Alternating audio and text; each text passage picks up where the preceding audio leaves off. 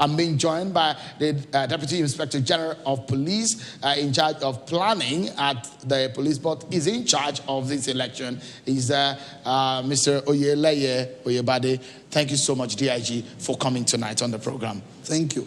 I asked you earlier when we spoke with you how ready the police is for this election. But has anything changed from the early hours of today when we spoke to you and now? You should know that crime is dynamic. And so we plan ahead for us to be able to get excellent results. So we are also not relenting. We are not resting on our oars. We are, upgrading our tactics and reviewing all the strategies to be able to achieve the desired goal. But I will be able to tell you that we have enough men on ground, trained, and well-equipped. We have put the strategy that will work. That is just to put it in a simple form. And the strategy is to encourage voters to come out and exercise their franchise. We want them to come out in their large numbers because we have provided adequate security arrangement that is going to make everybody comfortable to come out without any fear of being molested. So we want to just reiterate the guidelines that have been, we've spoken about it times without number. The guidelines are the very important key and germane area of this election that takes a lot of people out of their senses sometimes, and then we have some challenges. I'll go about some of those guidelines again. Within the perimeter of the fencing, there should be no canvassing for votes. There should be no wearing of vests. There should be a lot of decorum that need to be taken there that will help us to have a conducive atmosphere. And after that, the movement, because you remember vividly our statutory responsibility is protection of INEC materials, INEC officials, including all the local observers and the electorates. They are not exempted. So for now, we have taken care of the materials to some extent. The men that are coming out to vote are the ones that we are talking to now. We ask that they should conduct themselves so that we have an arrangement that will take everybody to the next level, and we all go to say we have done it very well this time around. All right, let's look at deployment from the figures that we have. Maybe we can just let our viewers know what these deployments look like. For this election, we have conventional police force, about over 30,000 of them. Special agents, about 2,850 of them. Other security formations, 3,500. Military are supposed to man the borders. Total personnel is about 35 or 34,000 personnel, security agencies. Right. Is it the same thing or similar thing that you had in Edo? You see, the topography is not the same. The level of preparedness is higher this time around, I must tell you. We have gotten all information needed. We are only implementing the strategy, and we believe it's going to work. And let me quickly say this. The topography here is such that we have to take a very critical look at the waterways. And that is a critical area we are looking at to ensure that the whole of the waterways are well covered to forestall any breakdown of law and order or the bad boys coming to infiltrate the system from that axis. We have the area surveillance that we have done and is ongoing as I speak with you. We have complements of our helicopters that are doing all of that. But more importantly, the arrangement that is already in place, I'm telling you that we have our men on ground who are even going to be at the polling booths. They should also liaise with us if there are challenges they are facing on the field. And that's why we have circulated some dedicated numbers. Those numbers are very important to us. And that is practical community policing. The last time we did it, it gave us a lot of Which are these information. Numbers? These numbers. Can you read these numbers out? I'll give out the numbers because people should be able to get back to us to know what is really happening on the field.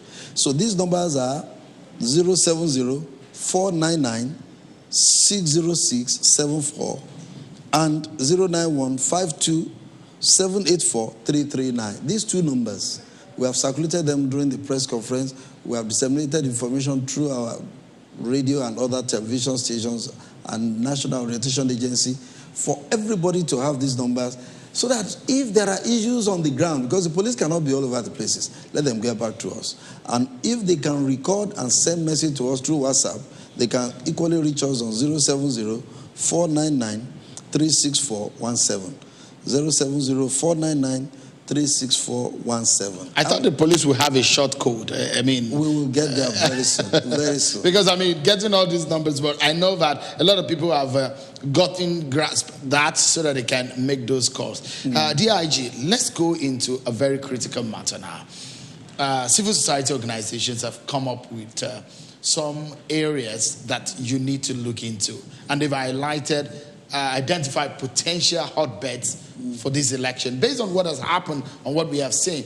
Akoko Southwest, Akure South, Akure North, Akoko Southeast, Akoko Northwest, Irele, Idonre, Eseodo, Okitupupa, Ilaje, Owo. These are some of the areas that have been identified as potential hotbeds ahead of tomorrow. For the people who are watching now and are in these communities, what can you tell them that will give them the confidence of coming out? Because they have said there are possibilities of violence in these areas. The presence of police and other security agencies is enough reassurance for everybody to know that we mean business.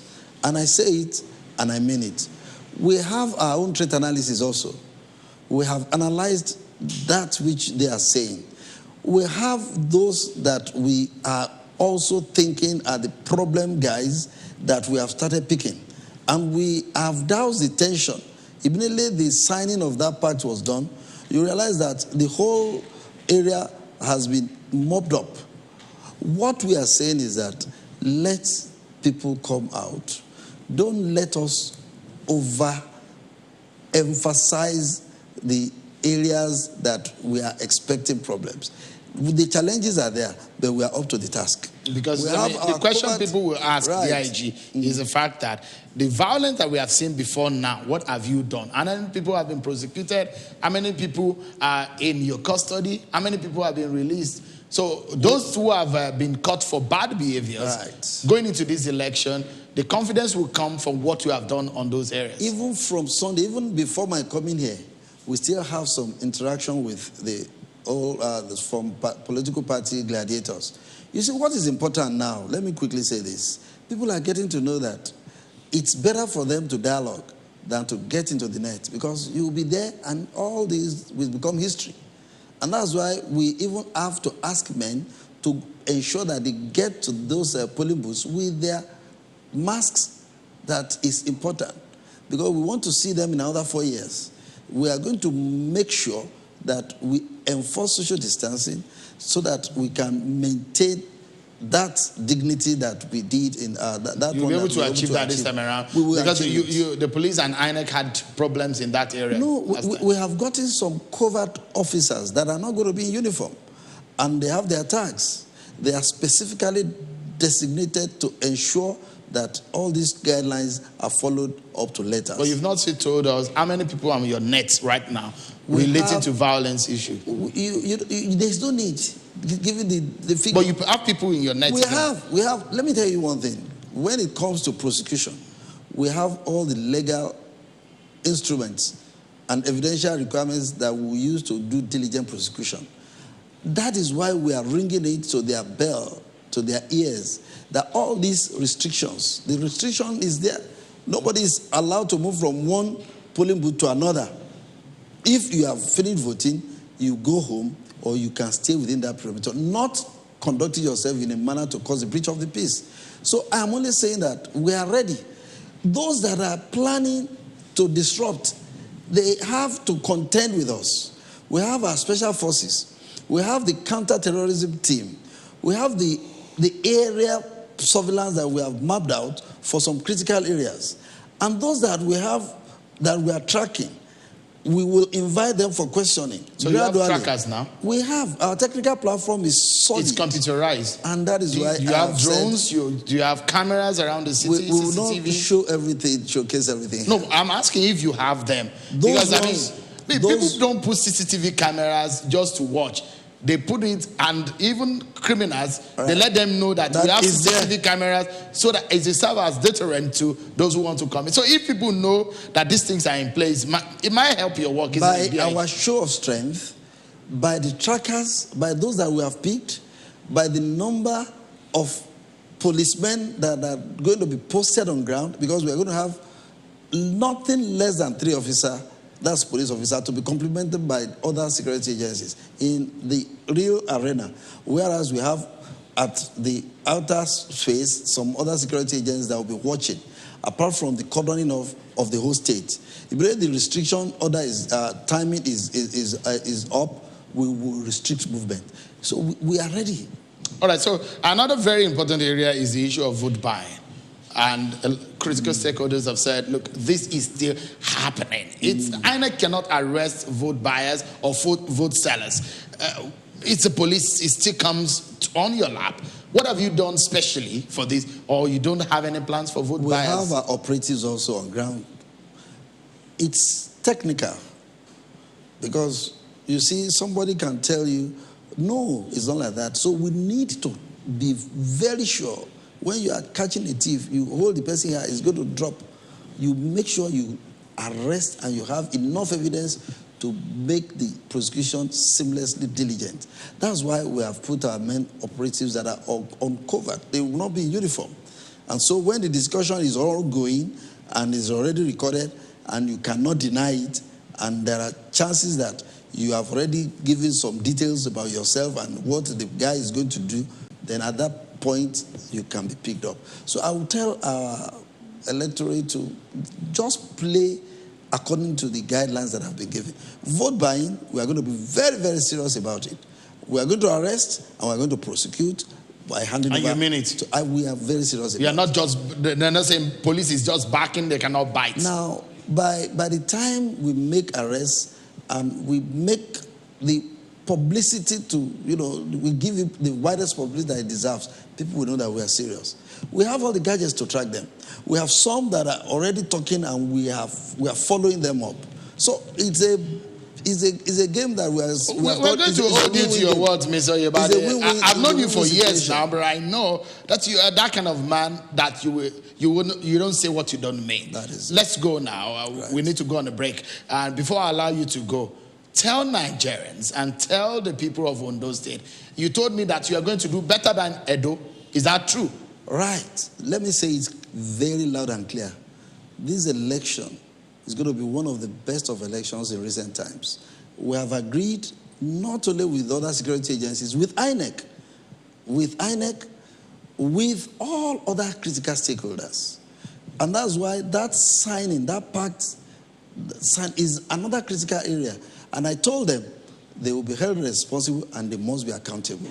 On our part, we have all that it takes. We have trained our men. We have all the facilities on ground.